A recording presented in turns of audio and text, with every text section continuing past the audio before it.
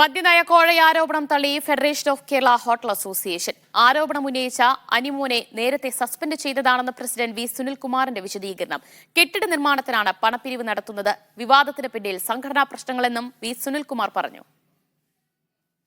ഞാൻ ഇതിൻ്റെ പ്രസിഡൻ്റായിട്ട് ഏറ്റെടുക്കുന്ന സമയത്ത് യഥാർത്ഥത്തിൽ കേരളത്തിലെ ബാറൊന്നുമില്ല, ബാറെല്ലാം നിരോധിച്ചിരിക്കുകയായിരുന്നു എൻ്റെ മുൻ ഗവൺമെൻറ്. അപ്പോൾ അതിനുശേഷം LDF ഗവൺമെൻറ് വന്നു. LDF ഗവൺമെൻറ് കേരളത്തിൽ ബാർ ഓപ്പൺ ചെയ്തു തന്നു. ഞങ്ങളെ സംബന്ധിച്ച് ഏറ്റവും വലിയ ഈ വ്യവസായത്തിനെ സംബന്ധിച്ച് ഏറ്റവും വലിയ കാര്യം ചെയ്ത അന്നാണ്. അന്ന് ഇത്തരത്തിലുള്ള ഒരു അലിഗേഷൻ ഉണ്ടായിട്ടില്ല. ഒരാളും ഒരു പൈസയും കൊടുത്തതായിട്ട് നിങ്ങൾ എവിടെയെങ്കിലും കേട്ടിട്ടുണ്ടോ? അങ്ങനത്തെ അലിഗേഷൻ ഉണ്ടായിട്ടില്ല.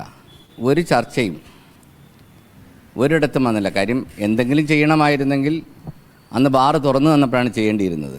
അപ്പോൾ അതിനുശേഷം ഒരു ചർച്ചയും ഒരു ഭാഗത്തും ഉണ്ടായിട്ടില്ല.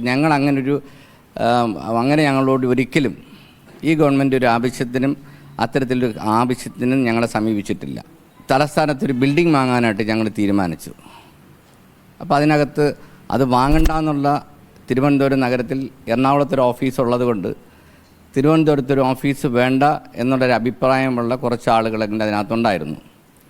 പലപ്പോഴും അവരെതിരായിട്ട് ഈ നമ്മുടെ കമ്മിറ്റി പലപ്പോഴും ശബ്ദം ഉയർത്തിയിട്ടുമുണ്ട്. അപ്പം 2 തവണ തീരുമാനിച്ചിട്ട് നടപ്പിലാക്കാൻ കഴിഞ്ഞില്ല. മൂന്നാമത് ഞങ്ങളുടെ ശക്തിയായിട്ട് അത് നടപ്പിലാക്കാൻ തീരുമാനിച്ചു. 1 ലക്ഷം രൂപ വെച്ചാണ് ഒരു മെമ്പറിൽ നിന്ന് കളക്ട് ചെയ്യുന്നത്.